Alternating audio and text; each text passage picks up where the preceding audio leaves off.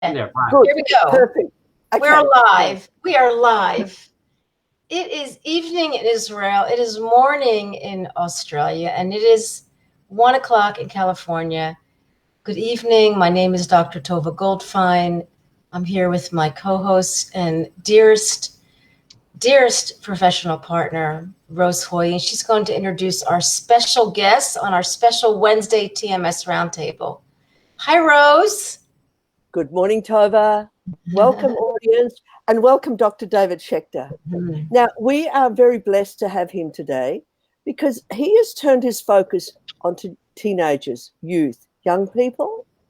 He's turned his focus so that the children of the next generation, so to speak, will have an awareness that their pain and their chronic sporting injuries and things like that are actually based often around anxiety. So he will lead us off and give us a good idea of the background of where he's coming from. And you will be able to ask him questions further down the track. So please keep your questions there. And as he talks, just put them on the side so that Tova can respond to them. Thank you, Dr. Schechter, for coming on. Thank you. it's nice to be here, and it's once again amazing to be alive with people from across the globe. It's unbelievable. Not even the listeners, but the hosts are so far apart, and you could put 3 dots on a globe, and we'd be very far apart in Los Angeles, Australia, and the Middle East. Yeah. So I'm happy to be here. For years, I've treated thousands of adults, and for the purpose of this conversation, let's say adults are 21 and above or 25 and above. I've treated thousands of adults with chronic pain and other stress-related disorders and helped them to overcome them. The invitation to come back today after my previous visit with the roundtable was to talk more about the adolescents. So primarily in terms of my clinical work, I would say I'm taking care of 15, 16 through 19. And they now say adolescents may actually extend as far as 25, especially in young men. But that's a separate issue for another conversation. But certainly teenagers are considered adolescents. And I'm seeing some of those in the office with... You call this 12 to 19? Yeah, you could do 12 to 19, 13 to 19, however you want to do it. But I'm seeing people in the office with chronic abdominal pain, unexplained, despite testing. Everybody gets testing before they see me or sometimes after they see me, but with chronic abdominal pain, with headaches, with migraines, tension headaches, and sometimes with musculoskeletal pains and aches.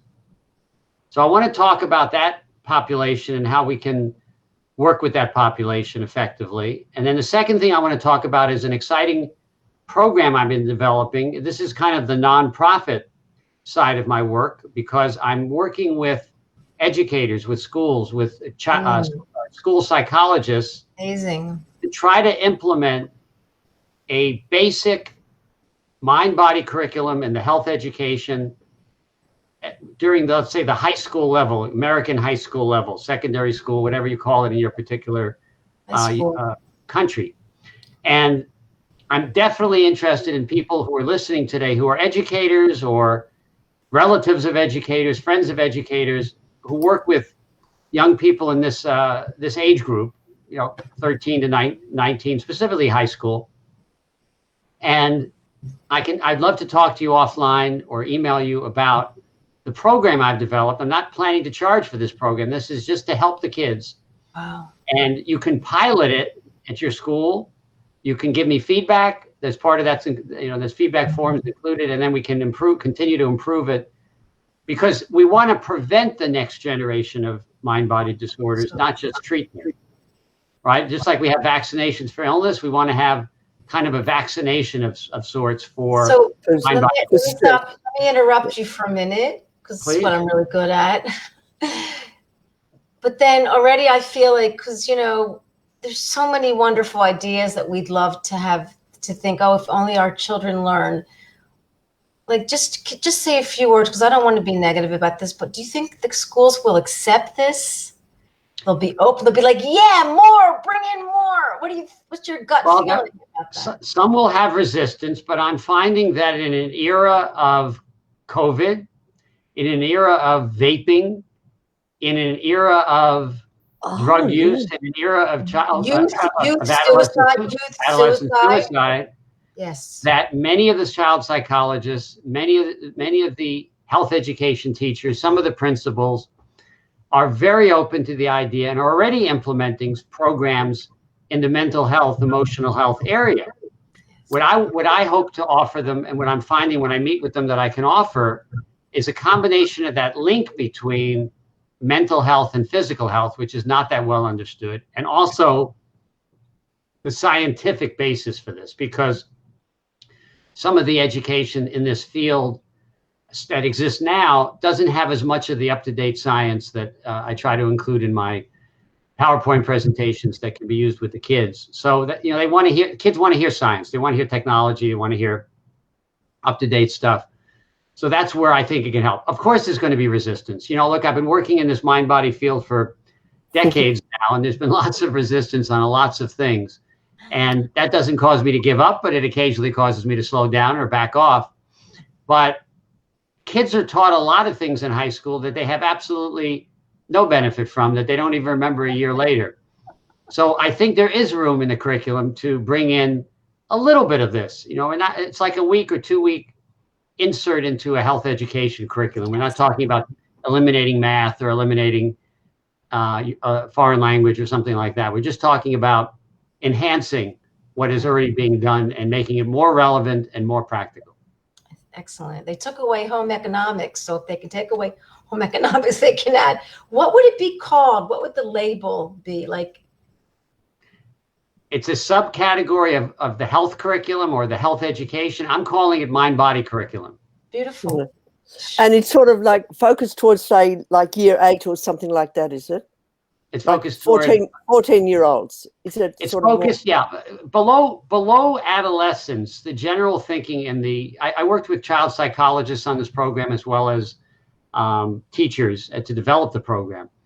The thinking in general prior to adolescence is that children don't have as much of an abstract ability to understand things. That doesn't mean they don't understand a lot. I mean, younger children are learning machines, but they're not as abstract. So it's a little harder to explain these psychological concepts. You could do it with picture books. You could do it with other things in the elementary school level. When you get to middle school already, or junior high school, or whatever you call it in your neck of the woods, they're able to understand more. When you get to the high school or pre-university, pre-college era, they're able to grasp these concepts very well. Okay, so it'd be senior high school it would be targeted towards, rather than middle school, high school. It could be done in both, but I would say senior high school more than middle school. Okay, in that senior high school area, I don't know about in America, but here those young people are focused on getting a score to get into university, not about their health. So, and that's exactly what we need to improve, because the focus on getting into university in the United States and Japan and Australia, in other advanced countries, is leading to a generation of kids that is burned out, that maybe doesn't achieve the goals that they want to achieve because psychologically they just are not as advanced as they are academically. So I'd like to bring a little more of that psychological awareness, teach them some skills. You know, one of the things that we bring to this curriculum from day one is journaling. So I don't know if you've spoken about journaling at the TMS RoundTable, but it's a technique that I've used for many years with my chronic pain patients. Right.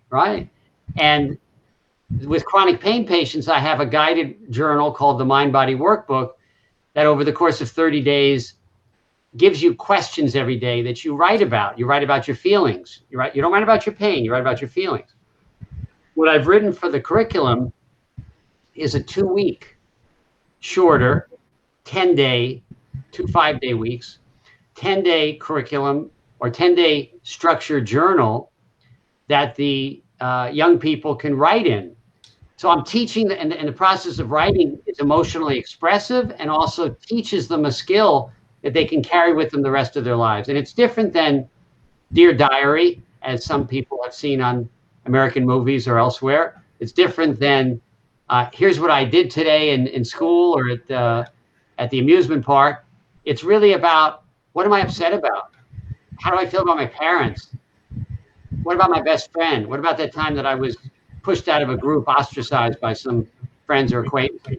So it's getting them in touch with a technique that they can use when they go through life. Yeah. David, I was trying to research this before during the week, and I couldn't find a link on your website for it. Have you got a separate website for it? And could Toby put it up now? Not yet. I think that I need to. I need to have either a page on my regular website or a separate website. But I haven't devoted the energy yet to doing that. But people who are interested in this can contact me. The teenage workbook that that Tova showed briefly is a spiral bound. I'm going to offer it again free of charge to schools and students who are doing the curriculum as a PDF that they'll print out, or they can use it on their computer.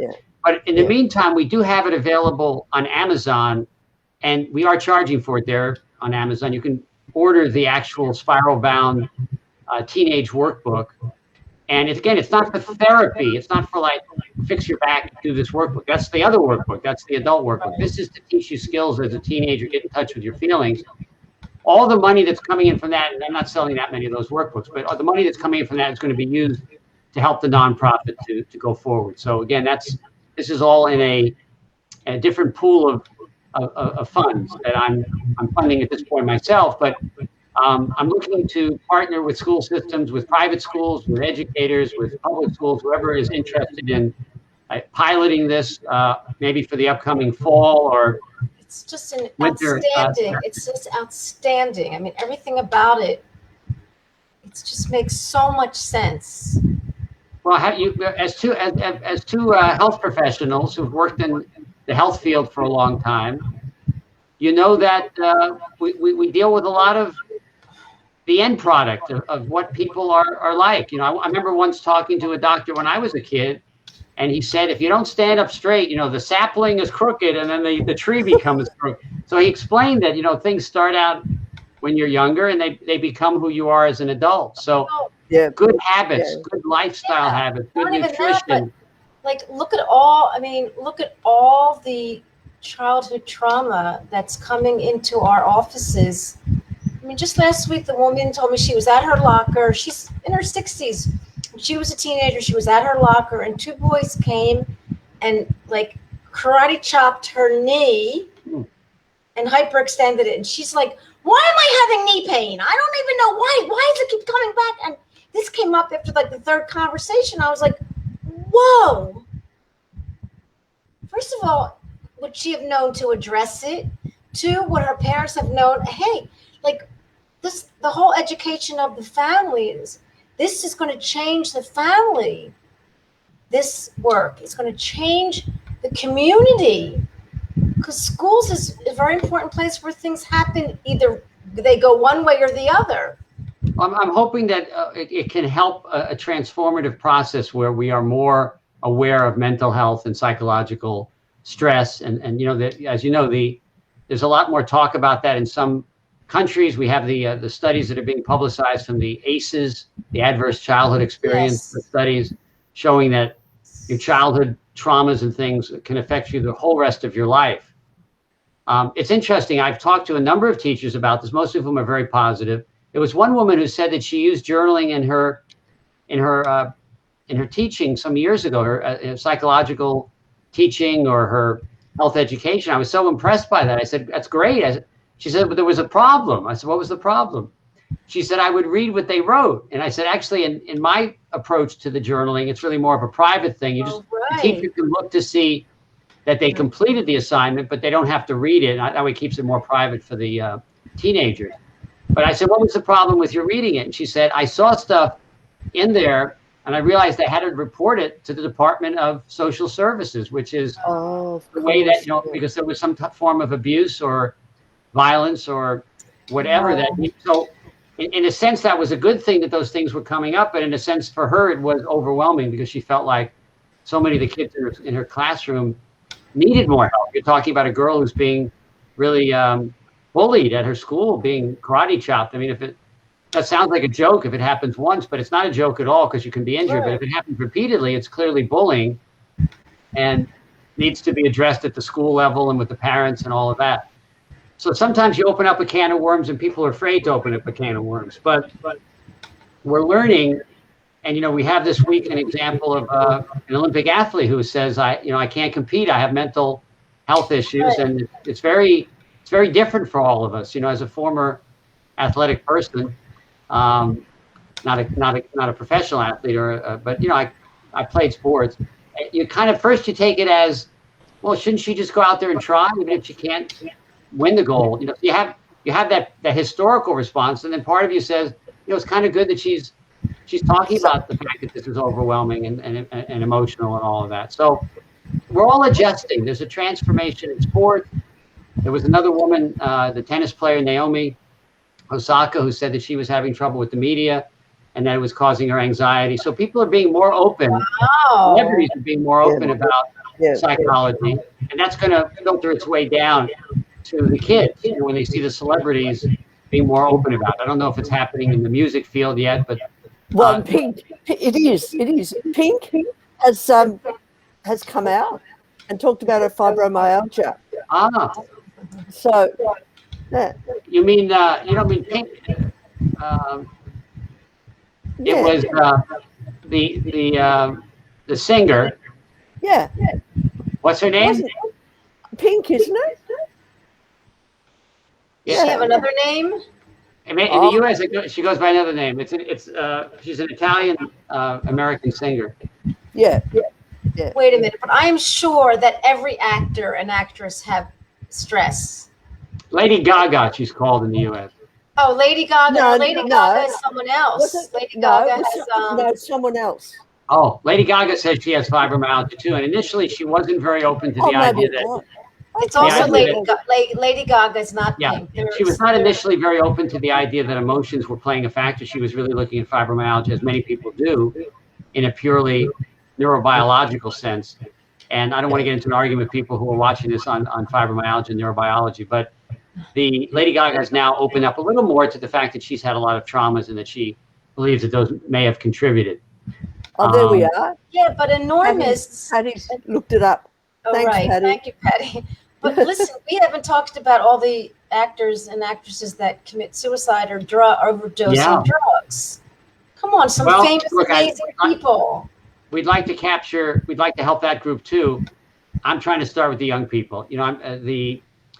Probably every 22-year-old musician should get a workbook too. It should be called the workbook for famous musicians, and they should all get a workbook. This is what you're doing is very big, because not only if you go into Michael Galinsky, you go into 10 schools, right, and you tell them about this, they're going to want to call you. They're going to have questions for you. This is like a full-time job, because I would love to go to all the school systems here where I grew up.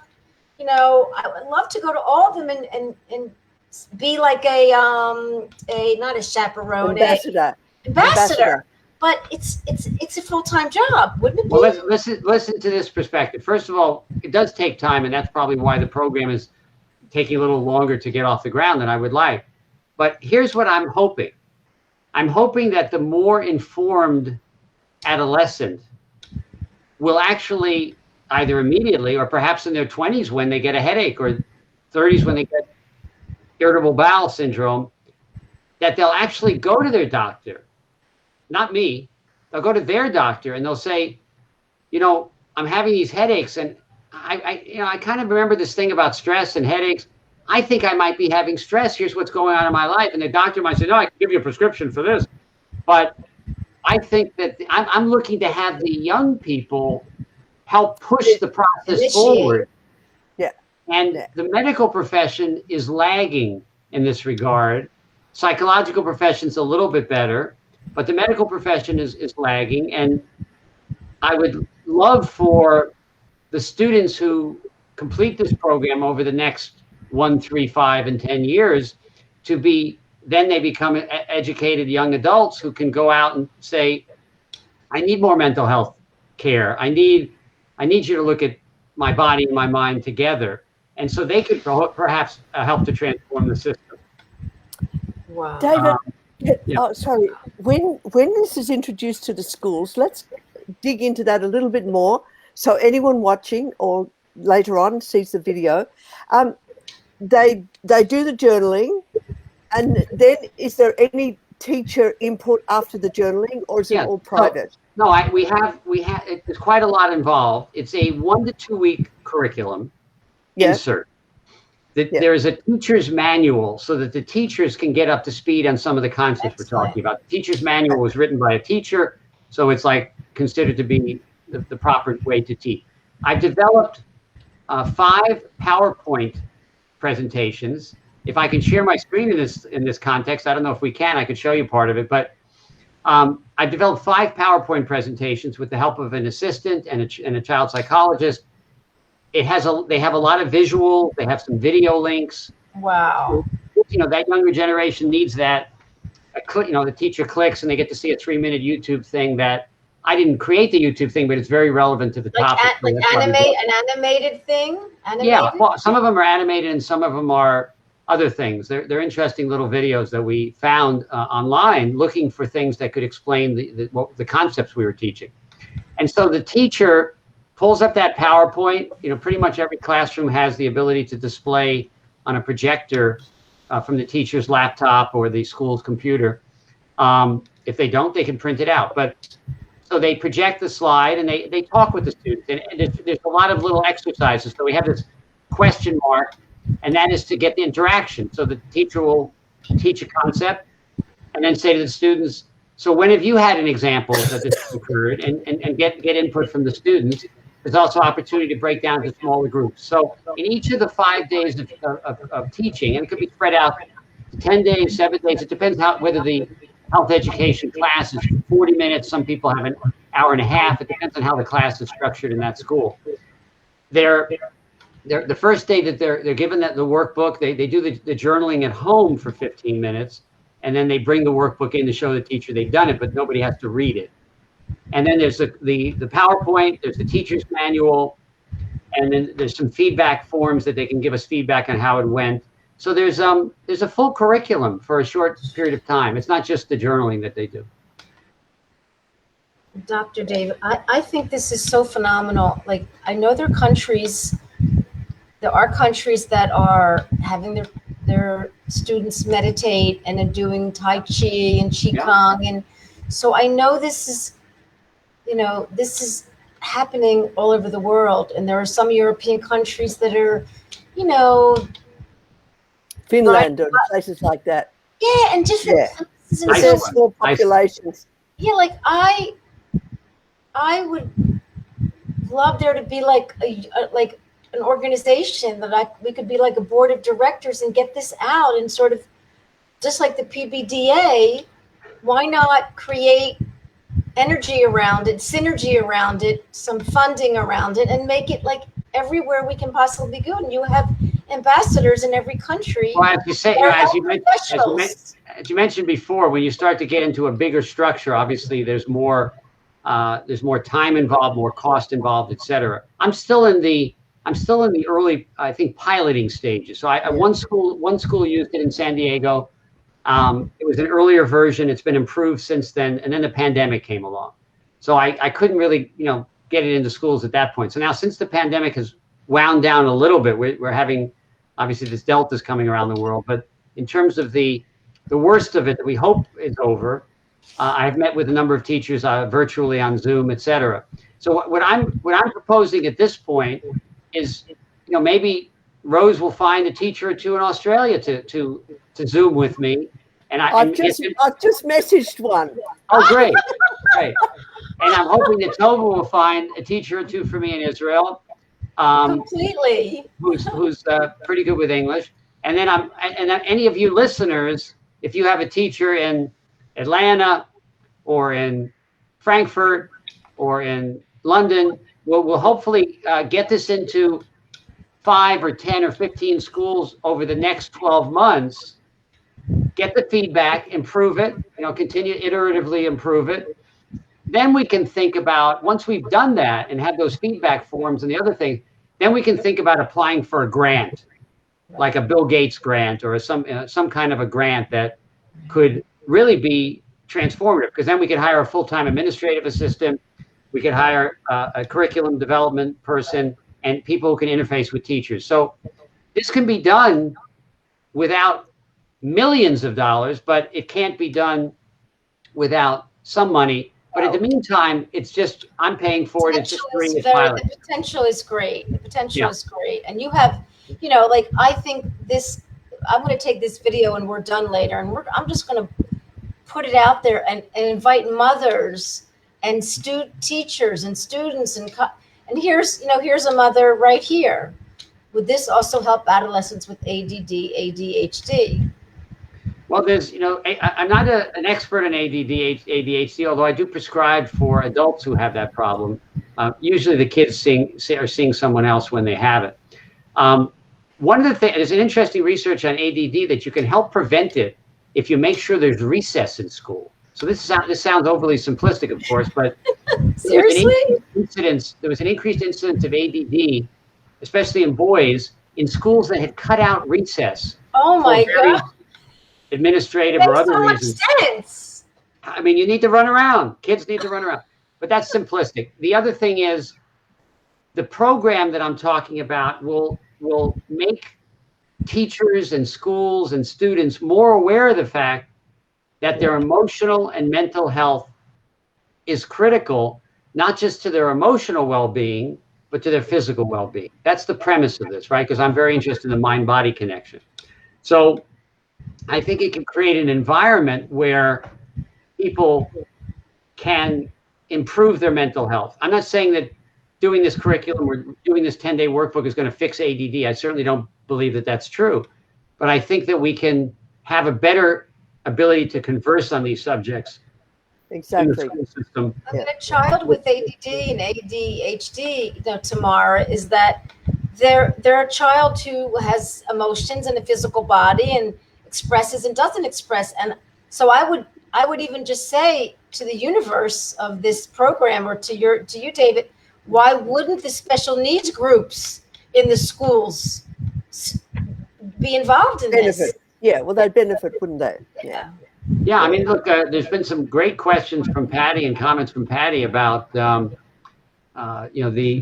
programs to bring meditation into the schools, which you mentioned also, and I know of a few school districts that have done that. Meditation is a great technique to learn, and I think everybody should learn it, and a lot of people should practice it. I do it occasionally. I'm not a daily meditator, but some people, it transforms their life. Absolutely. I'm actually involved. I just recently was video recorded for a course on meditation that is going to be on a website called mindworks.org, which is also a nonprofit, although I think they charge for some of the courses, mindworks.org. And this course is mind-body education plus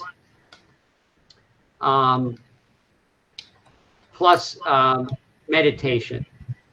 So I think that meditation can be kind of like the entry into some schools for mind-body stuff, and that this can go further, because I think that my program is more based on psychology, insight, awareness, expression, and communication. And so it's a little bit, I think it goes beyond meditation, which is a great tool. Don't get me wrong about that. I'm not, again, criticizing meditators or mindfulness or any of that sort of stuff. It's very good stuff.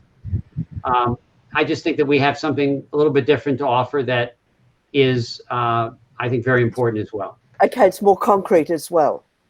I think so. It's a tool, understanding, knowledge. When you meditate, you get calmer, but you don't tend to find something that you need help for. If you do this program at 11th grade, or whatever your equivalent there is, senior high school, you may realize that you've had some pretty traumatic experiences. You need to get some one-on-one counseling or group counseling for it. You may realize that your headaches that you've been taking pills for might improve with journaling and with insight, and meditation may help as well with tension headaches.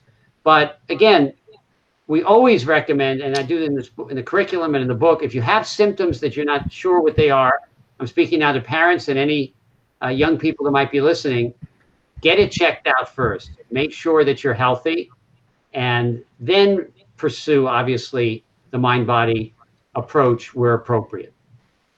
Well, even if you're unhealthy, the mind-body approach helps, doesn't it? Well, you're absolutely right, Rose. But, on the other hand, I don't want somebody with a headache not to get it evaluated, because a very small number of headaches are due to something serious, and those people need to get treated in a different way. Now, if you're unwell from certain types of health conditions, I'm not even going to list them, because many of them, a real health disease, yes, incorporating into your treatment or your recovery journaling and meditation and mindfulness and psychology, absolutely helpful. But again, that's going to represent a smaller percentage of the population than the massive percentage of the population in the world. And I'm speaking probably more right now to the Western industrialized world, but it's true everywhere, including countries where people are more at a survival level, which is certainly a major stress, getting from day to day, getting enough water, getting enough food. But in the Western industrialized world, we fortunately have enough water and food for the vast majority of people.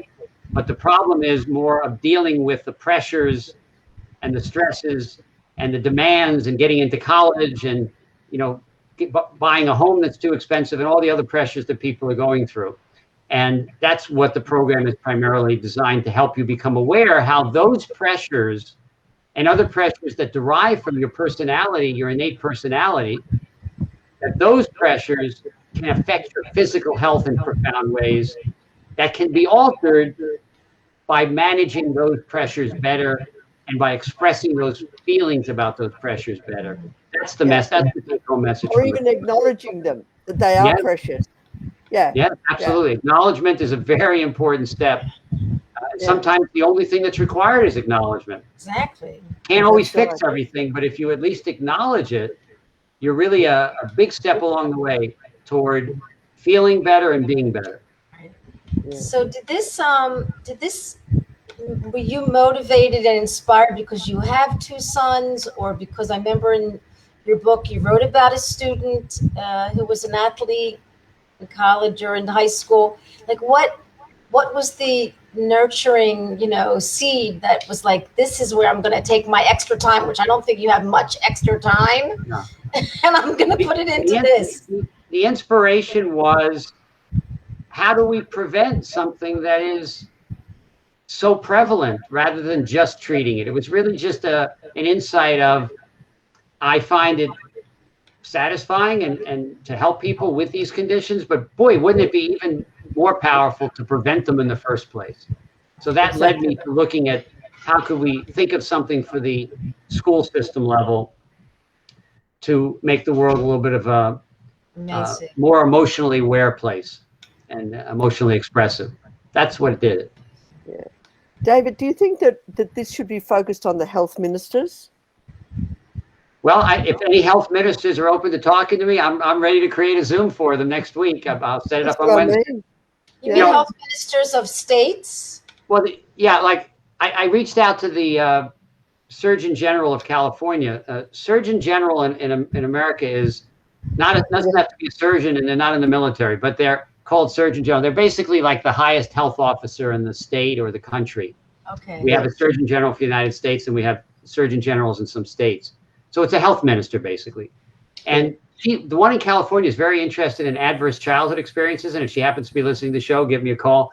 But I reached out to her office because of some of the work she's doing is clearly she's very interested in stress. But unfortunately, she's a busy person, doesn't know who I am. And her assistants weren't able to, told me she didn't have the time to set up even a 15-minute phone call. So if you know any health ministers in any country, that can either speak English or be translated to English. I also speak a little Spanish and a tiny amount of Hebrew. But I would be glad to speak to those people. I'm thinking more ground floor, get into schools, try that out. in the United States, private schools have a lot more flexibility in their curriculum and can change on a dime a little bit faster, to use the metaphor, than public schools, which typically have a much larger bureaucracy and administrative personnel. My sons went to public school in Los Angeles, but for anything to change in public schools, it has to go through 5 levels of bureaucracy where everybody has to sign off on it. They're all administrators. Wow. In the private school, if you reach the child psychologist or you reach the health education teacher and she wants to do something, she might just have to speak to an assistant principal and say, this sounds interesting, can you just sign off on it? And they do it. Right. So it's much easier. It may be different in your country or your region. That makes sense. Private schools, even in Philadelphia, where I came from, private schools would do this in a minute. So are you thinking to gravitate towards, like, what do you... Yes, I had a public school meeting with somebody about a month ago that was very good, but I haven't heard back from them. But I mean, I've had some very positive meetings with some private school people. But again, I'm looking for more meetings. I'm looking for an opportunity to share this with more people and to refine it as we go along. Really looking for people, in a sense, to be partners with this, because the curriculum that will be available to them, while not the first version, it's kind of version 2, will not be the final one, hopefully, that we'll have in a couple of years when we work with more schools. So I hope to get better and better, and then it certainly will be at health minister level. But if there's somebody in the in the governmental systems or the school. What if I know this is sort of a little bit premature, but what if you got a couple of minutes on a couple of the TV stations? And I feel like it's premature. Look, I'm always glad. I get interviewed on a lot of podcasts on the mind body stuff that I do. I get interviewed on some radio and occasionally TV. I'm always happy to do it. I'm always happy to speak about these subjects and make people aware of them. But in terms of the curriculum, I need people to work with. I need collaborators. I need schools. I need teachers. I need principals. Okay. Those are the people that I'm hoping will reach out to me as a result of this podcast. Good. Now, have you got a format that we can actually put out as a this is the plan, so to speak, that we can actually, now that we've got this, that we can actually hand out or refer people to? Or well, I'm happy. Yeah, you mentioned the website. Or I don't currently have one. I do have a sort of an introductory sheet that explains the curriculum. I can email that to you later. Yeah. Excellent. Okay. And then that would be good. Yeah, I can definitely send you that. Absolutely. And otherwise, if people are intrigued, they should email me, and I can I can set up a maybe just something like a launch page that you can have written that we could be sending out, like to. You're giving me great ideas today. See, this is like a consulting service as well as a podcast. It's great. Right. No, that's our job, to help each other, because now you're not going to be stressed, and I feel better because I feel like, even though it's way late for me to be up, it's like I did a mitzvah, I did a good deed, so we're helping each other. Yeah, absolutely. But seriously, if you could do something that we could pass around, I mean. Look, Ray is even offered here. Fantastic. Oh, yeah. Okay. All right. Fantastic. I'll put something up. Here's it. My daughter is a school teacher, upstate New York, quite the advocate for children. I would love to, just tell her a little bit, give her a little pitch on what we're talking about.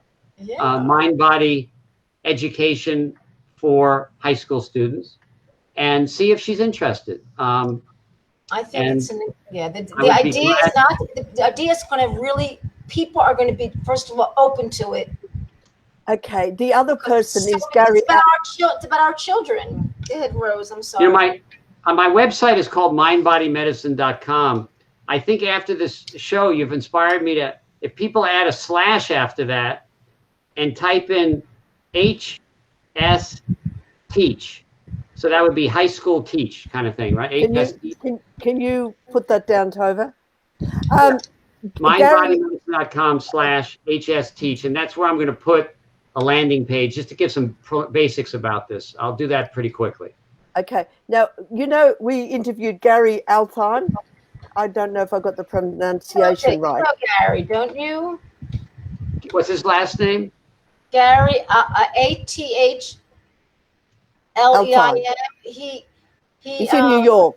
He's in New York. He actually did a lot of wonderful therapy with Eric Sherman. Eric Sherman, yeah. And he's a doctor of psychology. Went to see Dr. Sarno, and he was like the movie coach for All the Rage in New York. Okay. But Yeah, he also has yes. a group of young people that he mentors. Okay. And they have a meeting, I think, say once a week, of disadvantaged children. And there's some school, he's got some connection to schools, disadvantaged schools there. He's very connected. Gary Alfheim. I'll send you his information because he's just very connected in helping disadvantaged teens, which is another topic, but he's connected in New York. I think if we had a Facebook page, and I'm willing to help you with this because, I'm willing to help you with this. We have a Facebook page. I mean, we have a Facebook page that just draws people to the topic. David, this is a great idea. Yeah. You've got some great ideas. I have to be careful, as you said, in not creating things that generate time for me, but more work for me, but rather things that generate important leads. Right. So the Facebook page is one of those things that could lead me to having to spend more time than I have answering individual questions. I could help you run it, and I could just refer to you if there's somebody that is interested who's higher up in the echelon of, you have to, whatever, we can talk about it privately because it's just you're looking for people, and Facebook is, quite amazing to find sometimes exactly what you want. It is. Can I write on this public chat or I'm not able to do it? I can. Tell me what to write and I will. Well, I put it on the host chat. Oh my God, it's working. The first thing I never did that before. Oh, for somebody asked for my email, and because I would prefer to have you contact me directly rather than sometimes if you put your email on too many internet things, you get a lot of spam. So you can contact me through this contact us page. Yeah, I don't know where to, but you I'll see put it? it on the, copy it and then put it on the other chat if you're able to do that. So it's mindbodymedicine.com/contact-us, and you'll get a page where you can write directly to me. Oh, okay. And then I'll respond from my own email, but I prefer not to give my own email out on the podcast. Okay, and then the other link that I put up was mindbodymedicine.com/teach, which is going to be where I'm going to put some information about the curriculum program. Another. So if Ray wanted to contact you, you go on to that part of your page. Another link. If you can copy that into the public one, yeah. Yeah, I don't. So interesting that you can do that. I can't cut and paste it, but I will be able to. Let's see how to do this. It doesn't really seem to allow the guests to type anything on the stream. No, the public chat they can. Can I write in the public chat? How? How do I do that? You can. You're the guest. Oh, you can on Facebook. Go. Let's try this right now. Go on to the. Do you have another? Yeah, I got another browser. Facebook.com/ No. Go to TMS RoundTable. Go to our page, TMS RoundTable. No, he's got to go to Facebook first, though, doesn't he? Facebook.com/TMS RoundTable. Okay, I'm here. Oh, I see myself. That's a Now little bit scary. All right. There. That's excellent. Excellent. It might get an echo, but it's okay. No, I don't. Do you hear? No, because I'm muted on the other one. See the feed? See the feed under the video? The feed? Oh, that's Messenger. I can't do. Okay, I'm not going to do it. Not Messenger, just the feed. I see it now. Yeah. If you can do Patty's already got some more. Patty, I think you're going to run with this too. Yeah, Patty, you're not busy. Come on, this will help you. This will help you with your chronic pain. Patty's great. So I think she's in Florida. She's in Florida. Because we got Florida, Israel, Australia, and California covered. That's right. And New York. And New York. Okay, great. Dr. David, you did it. What's the other one? So this is where people should write. Okay. Oh, so don't use it? Wait. Oh, okay. David, it's conflicting. Don't use All the right, second so one? I've got the first page that I mentioned, the contact page, is where you can contact me. Okay. Once I have updated my website, I'm going to have a page about the school program on HS Teach. But that is not live yet, so don't go to it today expecting anything. Why? Okay, contact I me. get you now. Okay. Why is it HS Teach? High school. HS? Oh, I had to come up with something fast. Yeah, I mean, Okay. I maybe eventually it'll have a different name, but right now it now has that. Patty says the National Education Association, organizations like that. Yeah, these are great organizations, but I don't have a contact within them.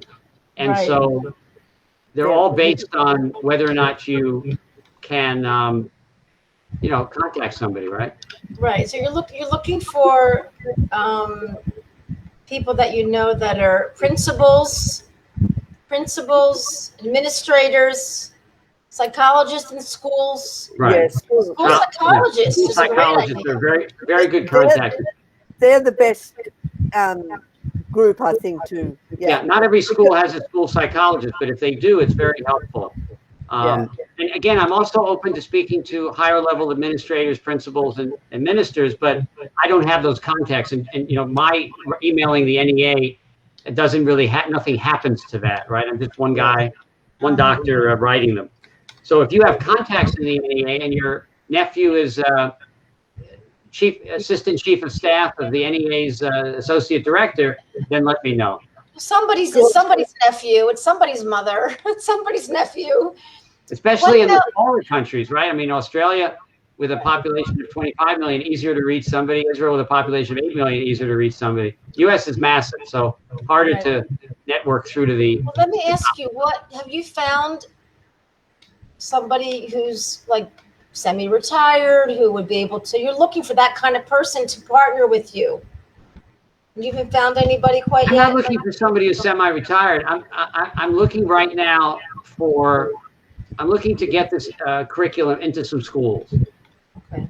Now, in terms of that, and that's fairly easy for me to do by myself. I also have somebody who assisted me a little bit, volunteered to help a little bit with some of the stuff. She may become available again soon.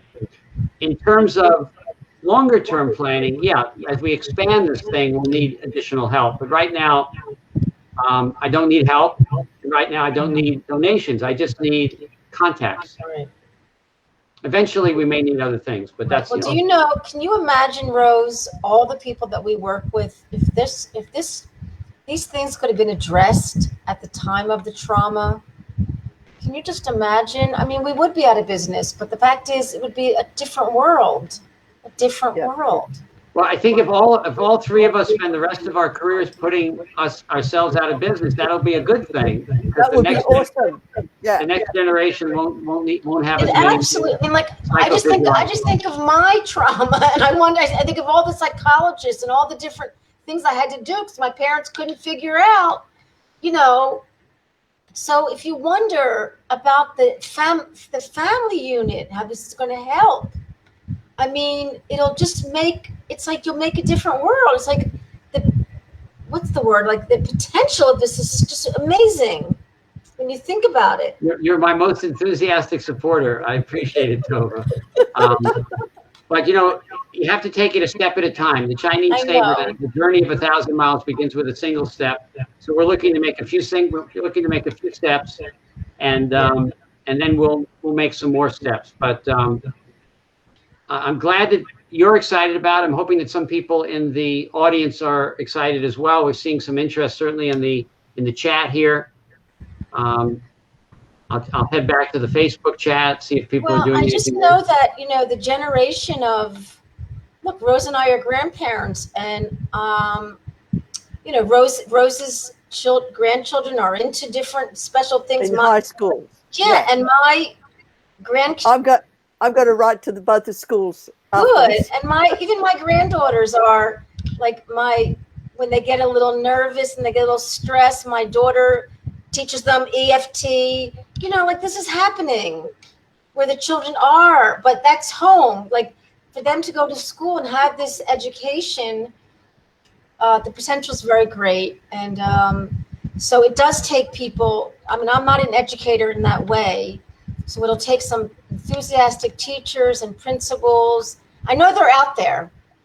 So, you know, like whisper down the lane, this will 1 grain of rice makes 10,000 grains of rice. It will grow. And I'm happy to be in a pioneering place right here. Well, the TMS RoundTable is a place for pioneers. There's no doubt about that. You know, Rose and I are doing, and God willing, if everything goes well, Rose is going to come to Israel in November, and we're premiering all This Might Hurt in a big film festival here. Oh, very exciting. And we want TMS RoundTable to sponsor it.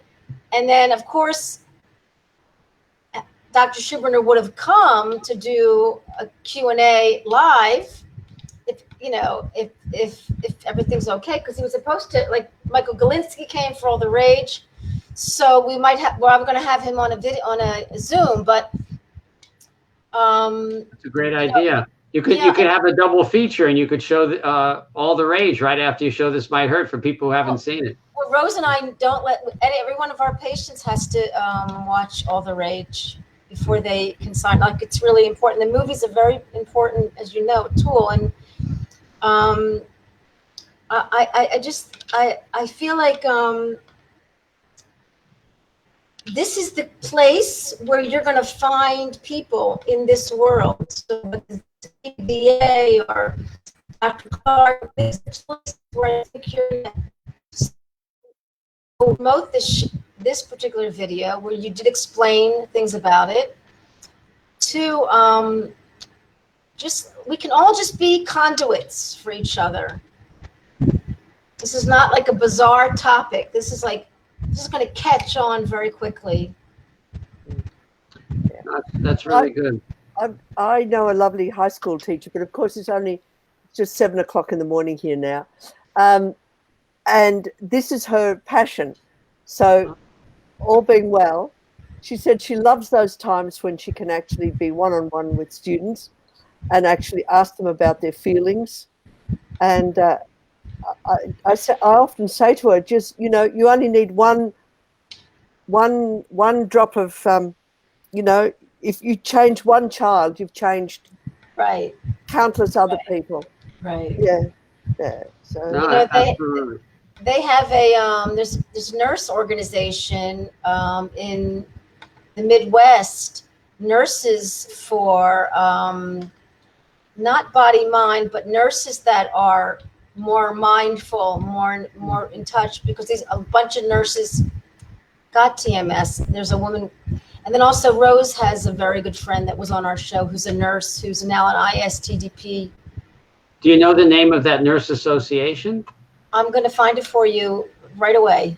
Yeah, send it to me later by email. First of all, school nurses is another. I was going to say school nurses, yes. School nurses. When you mentioned that, I thought they must be seeing a lot of psychophysiologic disorders because, the kids are stressed and they come in with a headache. They come in with a tummy ache. They don't always come in with stress. They come in with a physical symptom. Exactly. So they probably see a lot of psychophysiologic disorders. And nurses at camp are school teachers. So this is just, seriously, you need to get a board of directors there. This is going to just catch on a little bit. Yeah. And your wife's going to say, no more projects, David, enough. I'm going to have to invite both of you to be on the board of directors, I think.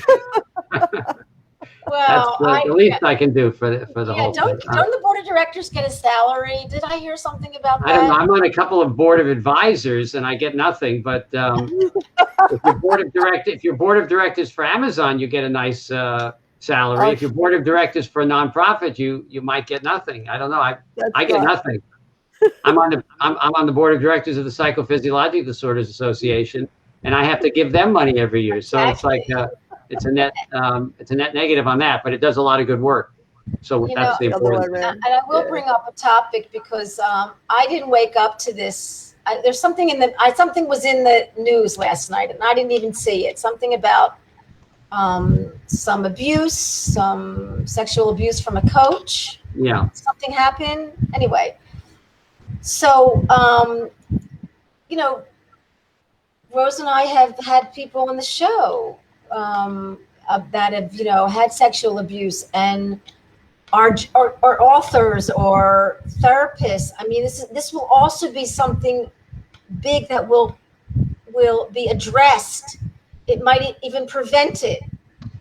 You know, people will begin to become more aware. This is really, I see the branches, because everything that Rose and I have been, exposed to, and Rose way more, longer than me in her mental health field, has started in childhood.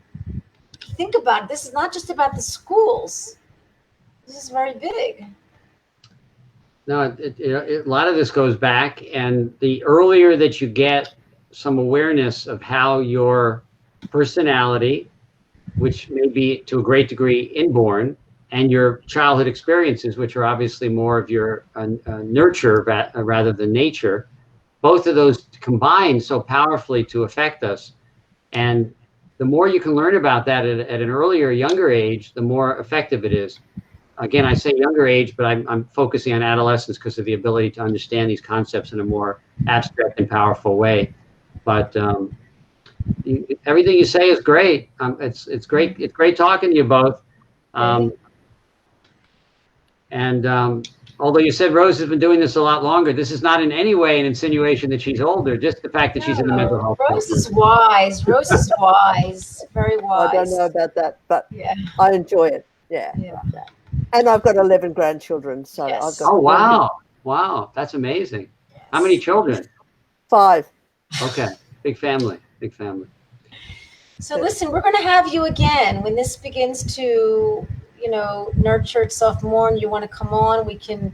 I look forward to that. Yeah. I look forward to that. I think that, you know, also Dr. David Clark, he's just like always wants to come in there, you know, like he's, you know, involved with the PPDA, and I think we could really maybe get some energy around here. Michael Galinsky, his daughters, you know, one daughter's already in college. I mean, I don't think when people hear about this is going on, there's going to be some energy and some synergy around it. So I'm thrilled to have been one open door. And I know you mentioned it last time, and that's why I sort of remember bringing it up. And then the book. Yeah, I'll mention one more thing at the end here, and maybe this will be one of the subjects for next time, because if I mention something at the end, it seems like I get invited back. David, you can, you know what? I can go. You're always invited back, David. You can be the third you can be the co-host. You can be a substitute co-host. What a team we would be. Your wife just told me, she said, you know what? You're bored. You're around the house all the time. You're always got nothing to do.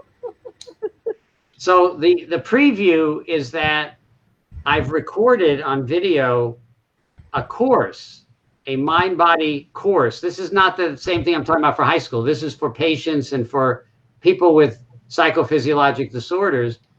I've recorded 7 hours of video, myself and a psychologist who I work with in Los Angeles, Justin Barker, and it's currently being edited, and it will soon be available as an online course for people all around the world who want to kind of systematically study this subject, you know. And this is the conclusion. So you say, what inspired this, right? Because there's a lot of things out there.